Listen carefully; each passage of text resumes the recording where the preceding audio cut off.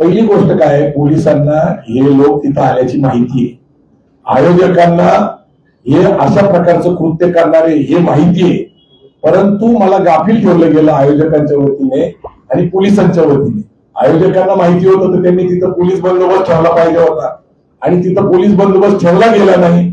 आणि आम्ही दोघं प्रमुख पाहुणे होतो, ते डॉक्टर शेटे आणि मी, ते शिवव्याख्याते आणि मी आणि जन्मेजय राजे भोसले सभागृहात एकत्र प्रवेश करतो. माझ्यावर हल्ला झाल्यानंतर जर माझ्यावर वंगण तेल जे आहे विषारी ते टाकलं गेलं, माझ्यावर हळमांग झाली, तिथं पळापळी झाली, असं असतानाही ते सभागृहात गेले, कार्यक्रम सत्काराचा त्यांनी करून घेतला, कुठलाही निषेध नोंदवला नाही, कुठलीही पोलीस कंप्लेंट नोंदवली नाही.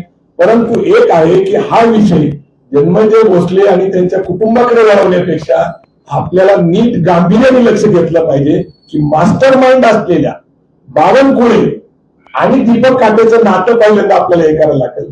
ते एक विक्टीम आहे, म्हणजे जन्मेजय राजे भोसलेंचा कार्यक्रम सत्काराचा, नागरिक सत्काराचा, मला तिथं बोलवणं, तिथं बीजेपीचा आमदार असणं, तिथं बीजेपी संघ परिवाराचं प्राबल्य असणं, असं असताना सुद्धा एका धार्मिक ठिकाणी मला विश्वास होता की असं काही घडणार नाही, ही माझी चूक आहे.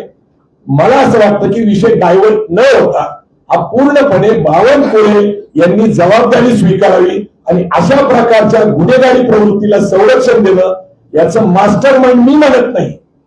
दीपक काटे त्यांना गॉडफादर म्हणतात. तुम्ही सगळे हिंदी पिक्चर मध्ये बघा, गुन्हेगार कुणाला काय म्हणतात, आपल्याकडे मुळशी पॅटर्न बघितलेलं आपण. तर ही जी प्रवृत्ती आहे लोकशाहीला धोकादायक आहे.